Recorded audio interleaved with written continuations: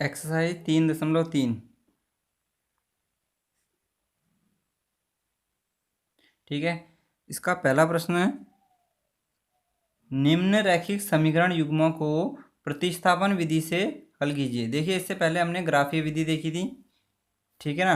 अब आगे हमारी दूसरी विधि प्रतिस्थापन विधि। ठीक है, तो इसका पहला प्रश्न है, देखिए, x धन y बराबर 14। ठीक है, समीकरण 1। और समीकरण 2 है हमारी x ऋण y बराबर 4। ठीक है, ये हमारी क्या है, समीकरण 2। तो देखिए, आप इसको हमने प्रतिस्थापन विधि से हल करना है। प्रतिस्थापन, देखिए, प्रतिस्थापन का मतलब ही होता है कि स्थान बदलना। ठीक है, तो यहाँ पर हम चाहे पहली समीकरण लें चाहे दूसरी समीकरण लें, वहाँ से हमने एक का स्थान बदल देना पड़ता है। या तो x का स्थान बदल दो या y का स्थान। ठीक है, तो वहाँ से हमें एक चीज़ का मान मिल जाएगा, तो वही मान हमने दूसरी समीकरण में रख देना पड़ता है। ठीक है, समीकरण 1 से ले लेते हैं। देखिए, समीकरण 1 से, तो समीकरण 1 से क्या हो जाएगा, x धन y बराबर कितना हमारा 14 है। ठीक है, तो यहाँ से हम पक्षांतरण कर देते हैं, चाहे x का करो चाहे y का करो। ठीक है, तो हम कर देते हैं y का पक्षांतरण। तो x बराबर हो जाएगा 14 ऋण y, दूसरी ओर जाएगा, आएगा हो जाएगा माइनस का। इसको मान लेते हैं हम समीकरण 3। ठीक हो गया, समीकरण 3, x का मान समीकरण 2 में रखने पर। ठीक है, अब जो ये मान निकला हमारा, ये वाला, ये मान हम कहाँ रख देंगे, समीकरण 2 में। x का मान समीकरण 2 में रखने पर। ठीक है, तो समीकरण 2 देखिए क्या है हमारे पास, x माइनस वाई बराबर 4। ठीक है, x का मान क्या है हमारे पास समीकरण 1 से, 14 ऋण वाई, तो हम x की जगह रख देंगे 14 ऋण वाई। ऋण वाई बराबर कितना आ गया, 4। ठीक हो गया। अब देखिए, ऋण का वाई ये भी है, ऋण का वाई ये भी है, तो कितना वाई हो जाएंगे ऋण के, ये ऋण के 2y। ठीक है, बराबर 4। फिर पक्षांतरण कर देते हैं, यहाँ से हम अचर पद एक तरफ कर देते हैं। ऋण 2y बराबर 4। अब धन का 14 दूसरी ओर जाएगा, काएगा हो जाएगा ऋण 14। ठीक हो गया, तो यहाँ से ऋण 2y बराबर 14 में 4 हटाया कितना आ जाएगा, 10 आ जाएगा। चिन्ह हमेशा बड़ी संख्या का लगता है, तो यहाँ पर ऋण 10 हो जाए, तो ऋण से ऋण चिन्ह कट जाएगा। ये आ गया हमारे पास 2y बराबर 10। तो y बराबर कितना हो जाएगा, 10/2। 2 से 10 कट जाएगा कितने बार, 5 बार, तो y बराबर आ गया हमारा 5। ठीक हो गया, तो y का मान निकल गया। ऐसे हम x का मान भी निकाल लेंगे। तो देखिए, x का मान समीकरण 3 में रख देते हैं, y का मान समीकरण 3 से। ठीक है, 3 क्या हमारे पास, देखिए, x बराबर 14 ऋण y, यही है। तो x बराबर y का मान रख देते हैं 5, 14 ऋण 5। ठीक है, तो कितना आ जाएगा, 14 में 5 हटाया कितना आ जाएगा, 9। ठीक है, देखिए यहाँ से x बराबर कितना आ गया हमारा, x बराबर 9 और y बराबर कितना आया, 5। यही क्या होगा, इसका आंसर होगा।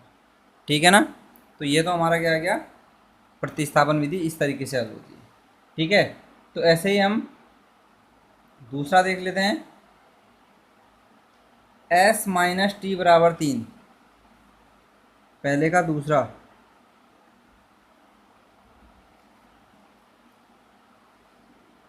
s माइनस टी बराबर 3, समीकरण 1। ठीक है, और दूसरी समीकरण है, देखिए, s/3 धन t/2, s/3 धन t/2 बराबर 6, समीकरण 2। ठीक है, तो देखिए यहाँ से जो पहली समीकरण तो हमारी ठीक है, सरल रूप में ही है, लेकिन दूसरी वाली जो समीकरण है देखिए वो किस रूप में हमारी, भिन्न के रूप में। या तो यहाँ से इसको भिन्न से हटा लो, ठीक है, या ऐसे भी कर लो, जैसे मर्जी वैसे करो, आंसर हमारा सही आएगा, ठीक है, पर मेथड सही होना चाहिए। तो देखिए मैं यहाँ से इस भिन्न से हटा देता हूँ इसको, इसका चलो रहने देते हैं इसको ऐसे ही।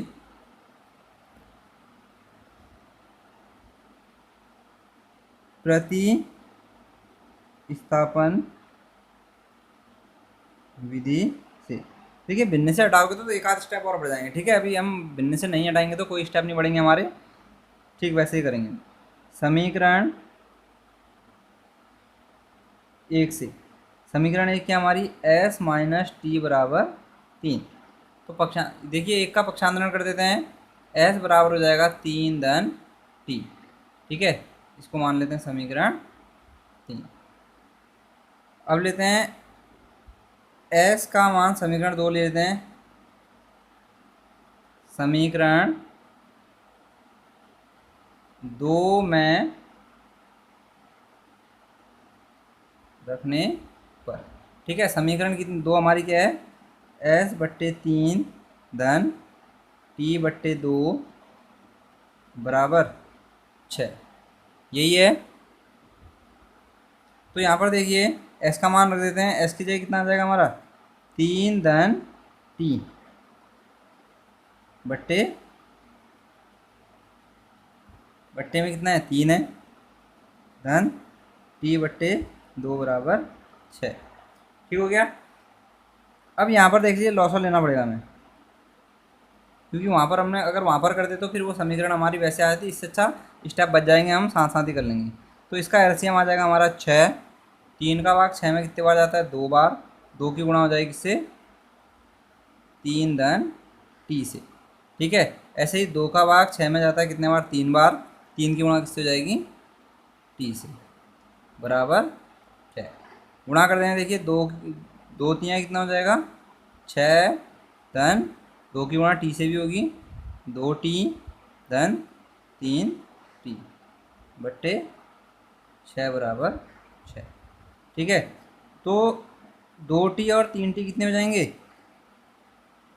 5t धन 6 तो साथ में है ही, 6 को ले लेते हैं, बट्टे में कितना है, 6 बराबर 6, बट्टे करके क्या कर देंगे हम यहाँ से, वज्र गुणा, वज्र गुणा करने पर, ठीक है। तो वज्र गुणा कर देते हैं, 5t धन 6 बराबर 6 गुणा 6, तो यहाँ पर आ जाएगा देखिए 5t धन 6 बराबर कितना, 36। अब इस 6 को हम दूसरी ओर ले जाते हैं, काय में चला जाएगा ये, 5t बराबर 36 माइनस 6, ठीक है। तो कितना आ जाएगा यहाँ पर देखिए, 5t बराबर 30 आ गया। तो देखिए t बराबर 5, t इसके साथ काय में है, गुणा में, दूसरी ओर जाएगा, काय में चला जाएगा, बट्टे में चले जाएगा, बट्टे 5, तो ये कट जाएगा कितने बार, 6 बार। तो t बराबर कितना आ गया हमारा, 5 छक्का 30, 6। तो t का मान आ गया 6। अब t का मान रख देते हैं हम समीकरण 3 में, समीकरण 3 से। तो देखिए समीकरण 3 के हमारे पास s बराबर 3 धन t, ठीक है। तो s बराबर आ जाएगा 3 धन t का मान कितना है हमारे पास, 6, आगे लिख भी सकते हो t बराबर 6। तो s बराबर हो जाएगा 6 दिन कितना होता है, 9, ठीक है। तो यहाँ से ये क्या निकल गया हमारा, देखिए s का मान निकल गया 9 और कॉमा t का मान निकल गया 6, यही क्या होगा इसका आंसर होगा, ठीक है ना। तो ये तो हमारा क्या हो गया, इस तरीके से हो जाता है बट्टे वाला, ठीक है। इसके बाद जो तीसरा है,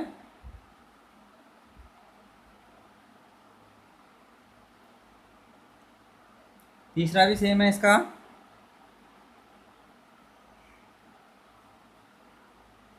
और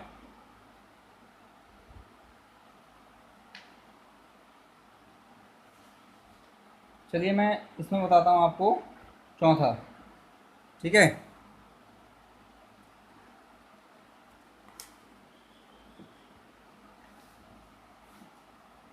देखिए चौथा प्रश्न देखिए, इसका पॉइंट वाला है, ये दशमलव वाला, इससे भी कोई फर्क नहीं पड़ना चाहिए वैसे तो।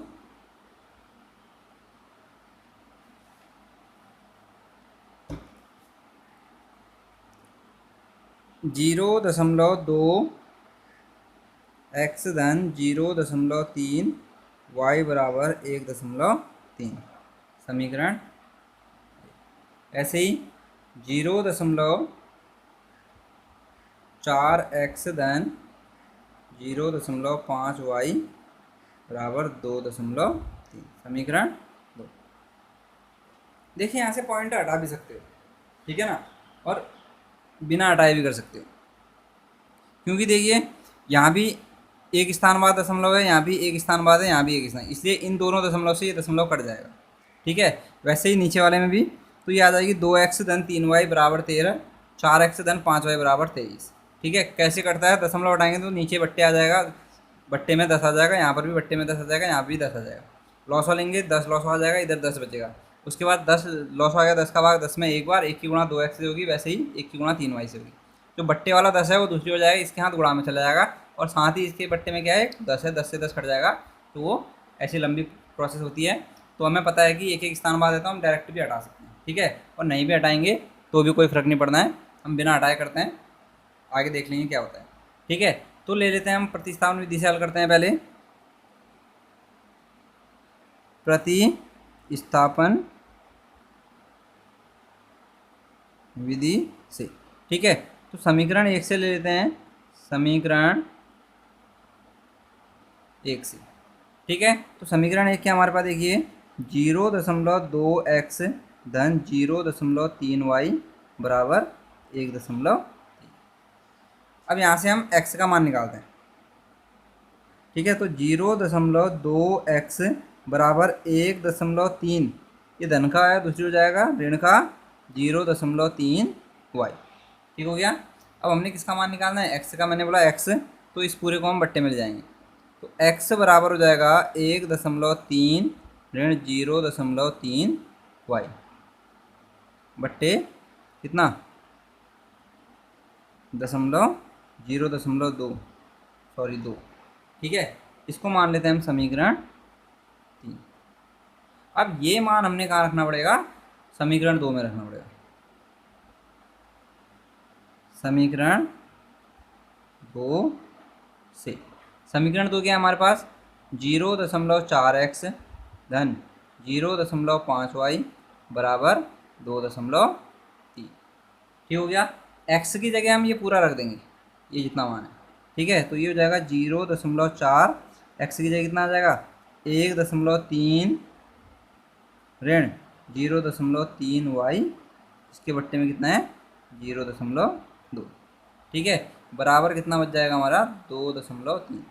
अब देखिए ये पूरे के बट्टे में है और ये पूरे की गुणा में, तो इसलिए इस 2 से ये 4 कट जाएगा कितने बार, 2 बार, दशमलव से दशमलव कट जाएगा और 2 से 4 कट जाएगा 2 बार। तो ये आ गया हमारे पास देखिए 2 कोष्टक में 1.3 ऋण 0.3y बराबर 2.3। ठीक हो गया। अब यहाँ से हम इसकी गुणा कर देते हैं अंदर, 2 की गुणा एक बार 1.3 से होगी, 2 की गुणा एक बार 0.3y से होगी। ठीक है, तो करते हैं देखिए, 13 दूनी 26, दशमलव एक स्थान बाद 2.6 ऋण 3 दूनी 6, दशमलव एक स्थान बाद, यानी कि 0.6y बराबर 2.3। पक्षांतरण कर देते हैं इसका, ऋण का 0.6y बराबर 2.3 ऋण 2.6। ठीक है, तो कितना आ जाएगा, ऋण 0.6y बराबर कितना आ जाएगा, यहाँ पर देखिए 2.3 में से हमारा क्या कट जाएगा, 2.6 कटेगा, तो ये बड़ी संख्या है, 0.3 आ जाएगा काय का, ऋण का। ठीक हो गया, तो इससे ये कट जाएगा, तो यहाँ बच गया हमारा 0.6y। और देखिए 0.6y के हाथ गुणा में, तो ये दूसरी ओर जाएगा, काय में जाएगा, बट्टे में जाएगा, 0.3 बट्टे 0.6, यानी कि 0.3 बट्टे 0.6। तो y बराबर कितना आ गया, y बराबर आ गया हमारे पास, देखिए दशमलव से दशमलव कट जाएगा, तीन एक तीन, यह आ जाएगा 3/6, 3 एकम 3, 3 दूनी 6, तो y बराबर कितना आ गया 1/2। ठीक हो गया। तो y का मान रख देते हैं हम कहाँ पर, समीकरण 3 में। समीकरण 3 से, समीकरण 3 क्या है देखिए, x बराबर 1.3 ऋण 0.3 y बट्टे 0.2। तो मान रख देते हैं 1.3 ऋण 0.3 गुणा y का मान कितना है 1/2, यही है, और पूरे के बट्टे में कितना है 0.2। यहाँ पर ध्यान देना ये, ठीक है। तो ये मेन हमारा क्या है, यहीं पे ध्यान देने वाली बात है। अब देखिए ये पूरे के बट्टे में आ गया, तो हम यहाँ पहले इसका एलसीएम लेंगे, ऊपर वाले में बट्टे करके यहाँ पर लॉसो ले लेंगे, 1.3 ऋण, लॉसो लिया हमने 2, 1 का भाग 2 में 2 बार, 2 की गुणा हो जाएगी इससे 1.3 से, ऋण 0.3 की गुणा हो जाएगी 1 से, और पूरे के बट्टे में कितना है 0.2। ठीक है, तो 13 दूनी 26, 2.6 ऋण 0.3 बट्टे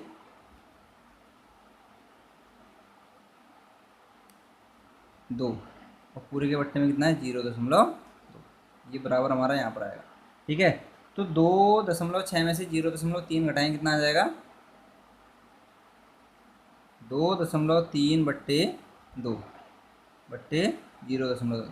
देखो ये पहले से भिन्न के रूप में, इसके नीचे एक मानेंगे, ये चला जाएगा सबसे ऊपर, ये चला जाएगा बीच में, तो ये आ जाएगा 2.3 बट्टे 2 दूनी 4, दशमलव एक स्थान बाद 0.4, इससे ये कट जाएगा, कितना आ जाएगा 23/4। तो देखिए x का मान आ गया हमारा 23/4, कॉमा y का मान कितना आया 1/2। ठीक है, यही क्या हो गया, इसका आंसर हो गया। ठीक है ना। तो इस तरीके से ये प्रश्न क्या होंगे हमारे प्रतिस्थापन वाले हल होंगे। ठीक है ना। तो यहाँ से देखिए जो इसके बाद 5वां प्रश्न है और 6ठा प्रश्न है। 6ठा हमारा ठीक दूसरे की तरह हो जाएगा, 5वां हमारा रूट वाला है। ठीक है, तो 5वां देख लेते हैं। रूट 2x धन रूट 3y बराबर 0, समीकरण 1। ऐसे ही रूट 3x ऋण रूट 8y बराबर 0, समीकरण 2। ठीक है, तो प्रतिस्थापन विधि से हल करते हैं। प्रतिस्थापन विधि, ठीक है। तो देखिए समीकरण 1 से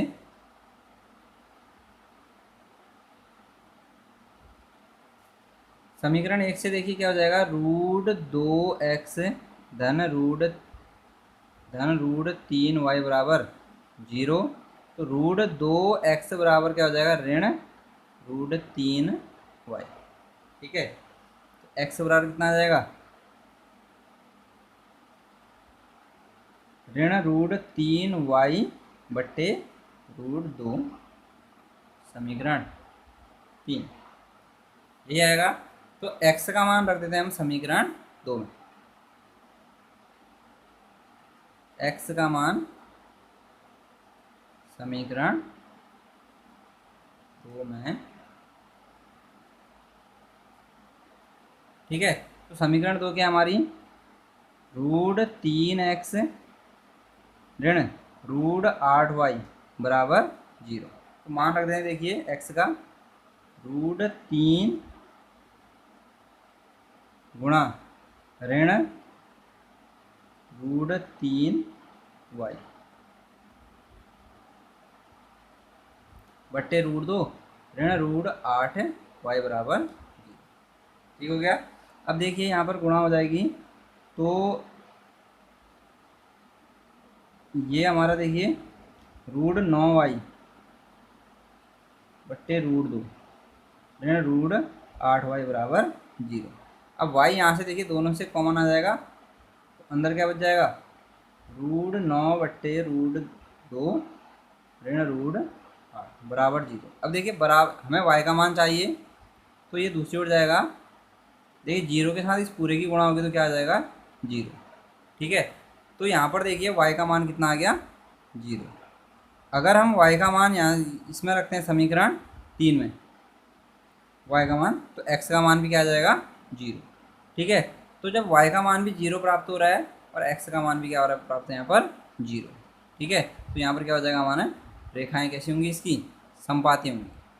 ठीक है, इस कंडीशन में रेखाएं